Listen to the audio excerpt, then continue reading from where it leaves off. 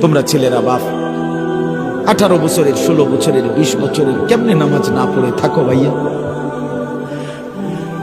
যার কপালে সেজদা নাই, যে সেজদা করে না, বিশ্বাস করেন খোদার কসম, তার চাইতে বড় ঘাটতেরা, তার চাইতে বড় গাদ্দার আর কেউ নেই। তুই বড় ঘাটতেরা, মনে রাখিস, তোর ঘাড় বড় শক্ত।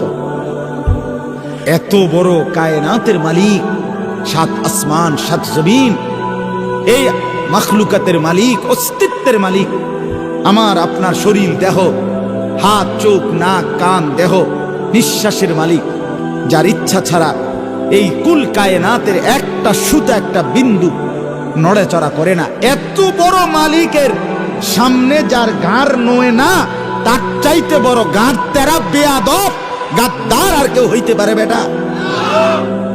তুই জীবনও ভদ্র হইতে পারো না বেটা, শুদ্ধ মারিলেই ভদ্র হয় না। প্যান্ট শার্ট আর চুল আশ্রাইলে ভদ্র হয় না। ভদ্রতা বলে গোলামি কি? তুমি ভেবে দেখো ভাইয়া, কত বড় মালিকের সামনে তোমার মাথা নয় না, তোমার ঘাড় নয় না, তোমার চাইতে বড় গাদ্দার আর কে হইতে পারে? কে হইতে পারে বলেন?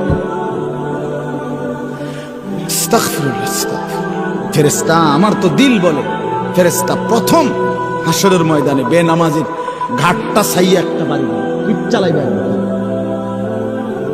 একদম ঘাড় ছাইয়া প্রথম বাড়িটা দিবে। বাতিজার ফুট তুই বড় ঘাটতারা আছিল, মাথা নোয়াইছিলি না, কি মনে করছেন? ওয়ায়ুদাউনা ইলা সুজুদ ফালা ইস্তাতিউন।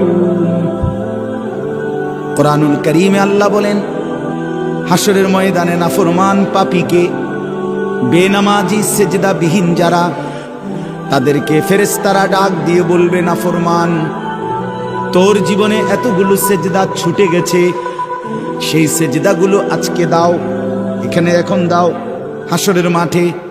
ওয়ায়ুদাউনা ইলাস সুজুদ, ফেরেশতারা ডাকবে সেজদার জন্য। আল্লাহ কোরআনে বলেন, ফালা ইস্তাতিউন।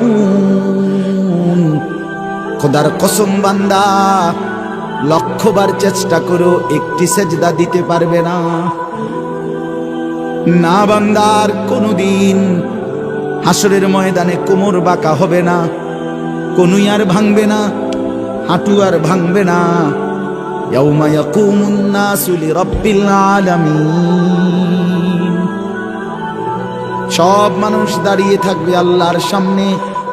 আল্লাহর নবী সাল্লাল্লাহু আলাইহি ওয়াসাল্লাম বলেন, পায়ের কদমের নিচে যেটুকু জায়গা 2 পায়ের তালুতে, ঠিক এতটুকু জায়গায় হাসরের ময়দানে বরাদ্দ।